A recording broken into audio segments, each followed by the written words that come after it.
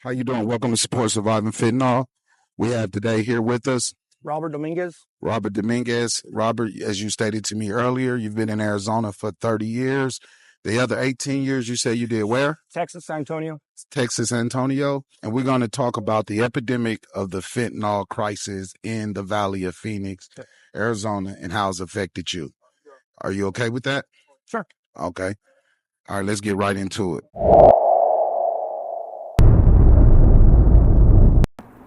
Okay, so Robert, I want to tell you why we do this, right? And what's the purpose in it? The purpose in it is educating the youth, right? So we want to be real. We want to be as dramatic as it can be and tell the truth. You know, I allow swearing and everything. And this is about us saving us, right? Okay. I'm an ex-addict. I don't know your status or whatever, but I'm currently on Suboxone. That's what I'm using. I'm in the middle of working with a health company called Bicycle Health, okay. And we're in talks about them helping sponsor me to promote Suboxone. I believe it changed my life. Now, what's your status? Just nothing really, just drinking beer and working. Oh yeah? Yeah. So how has fentanyl affected you in your life? Just a lot of people stealing stuff from the house. I lived in a house down the street, and this guy turned this house into a bunch of smaller rooms. And it's hard living a life when there's people in there smoking fentanyl. When you come in here, in 4 months when I was living there was 3 deaths, all of them overdose of fentanyl. Wow. So we would have Narcan all over the place. And we've had to use it 5 or 6 times. So that's what we're doing too. We're trying to push it to where all schools starting in 7th grade on up have to have fentanyl, because we're on a 47% increase, and where that increase is at is 12 to 17. 12 years old. 17. So let me be clear. So you live in a housing program right now, and it's like a men's house, a boarding house. It's not a men's house. It used to be a men's house, but this guy bought it. And so it's just anybody can move in, you know, if you have the money. So it's a big house turned into small rooms. It used to be like a group home, yeah. But then the state stopped paying for it. So a guy bought the house and just started bringing in, you know, if you got money to pay rent, you pay rent. They don't care what happens there as long as you pay your rent. And people were smoking and stealing and fighting, and it's just, wow. Yeah, fentanyl everywhere. You'll walk around in the bathroom, you'll see the little foils and whatnot and all that shit. It has a very distinct smell too. Very bad. To me it smells like pee, like old peas. It's bad, yeah. So, did you witness any other overdoses? Yeah, like 3 of them. So tell us a story. Let's kind of get into that. Friend of mine, he lost his job, and we shared a wall together. So him and his lady were partying for a couple of nights, and I do pest control. So I get up early, so I'd have to knock on his wall and be like, "Hey, bro, quiet down," you know, and this and that. And around 9 o'clock at night, his lady's banging on the wall saying he's not waking up. He's not waking up. So we went over there, and he was already getting cold, you know. So we tried Narcan, but by that time he's already cold, and rigor mortis set in, and cops come over and stuff. And I used to work at Walmart, and people all the time were in there stealing for fentanyl, you know. And I take a lot of buses, so I stop at a lot of places. And I asked one of the cops, and I was like, "Hey, how come you don't stop them when you see them smoking fentanyl at the bus stops?" And I had one police officer tell me it's more of a hassle to bring them in, do the paperwork, and fill everything out, and they'll be out the next day. He says, "We're just kind of waiting for them to die."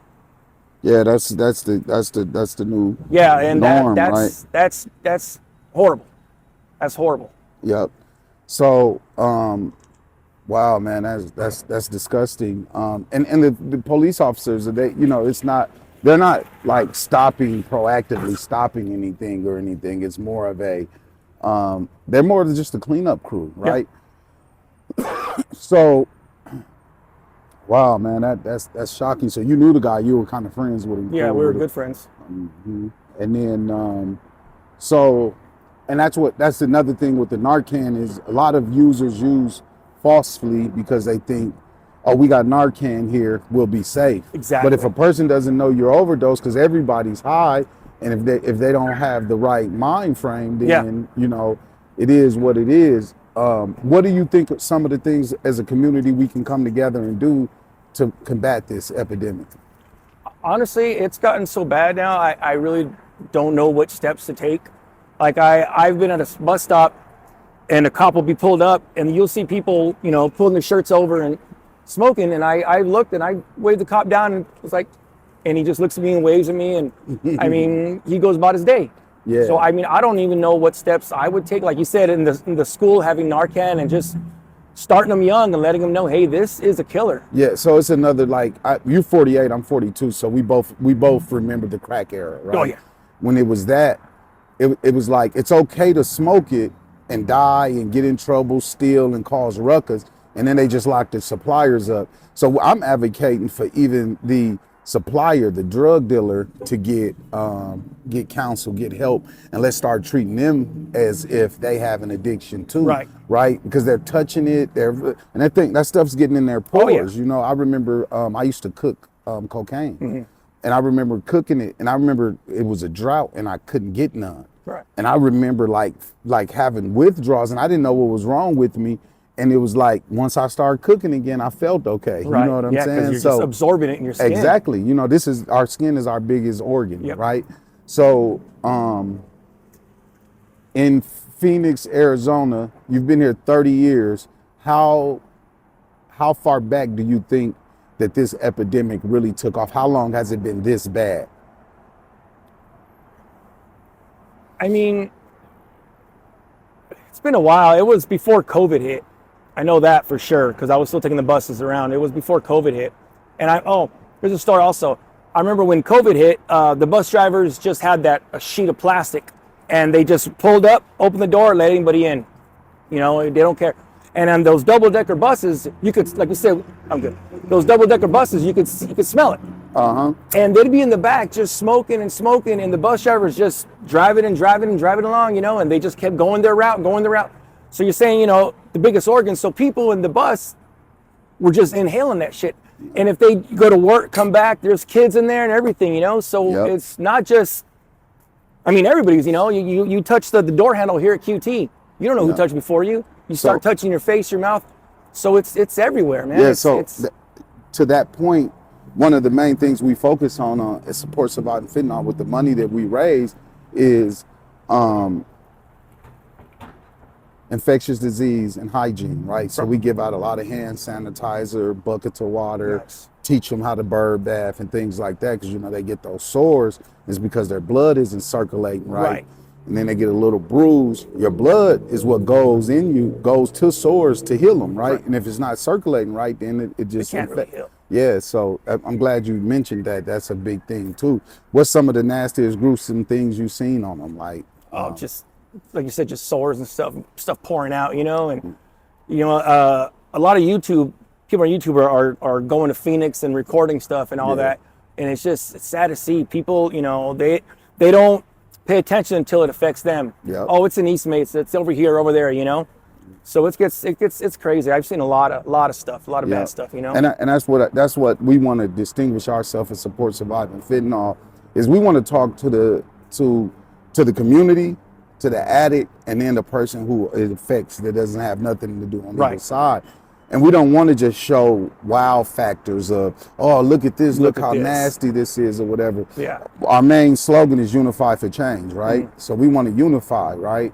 We want to come together, educate, because, it's some people who 50, 60 years old, 30, they probably never change. Yeah.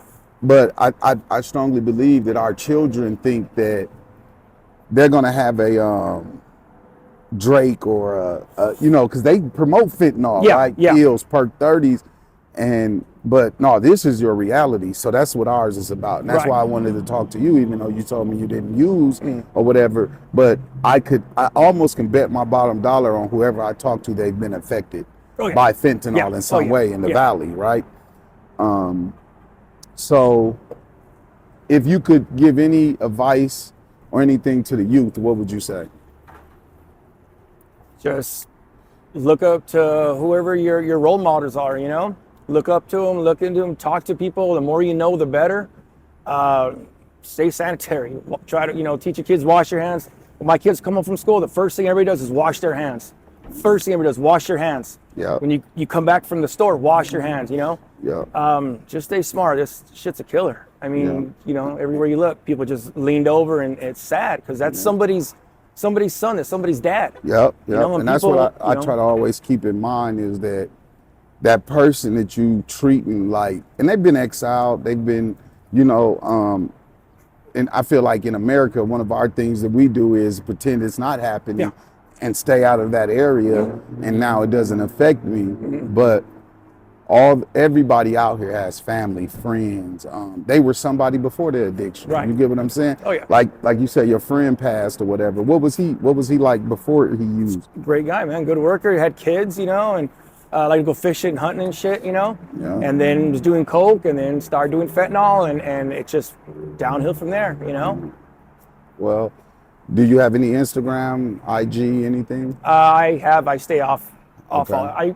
I watch YouTube with my son, and that's about it. I try to stay off all other stuff. It's just I got enough drama in my life to look for more drama, you know. Yeah, no and doubt. people no look doubt. for it all the time, and I'm already enough of it. Yeah, it's like I watched the documentary because I study this stuff. You know, I pay close attention to it, and I watched the documentary, and the guy he orders his offline. You know, so it's like on the black web you can buy it and have it delivered to you. You know what I'm saying? That's fentanyl And- unified for change. Thank you, brothers. Yep. Say your name one more time to the Robert camera. Dominguez. Robert Dominguez. Thank you for your time. have a brother. good day, guys. Yes, sir.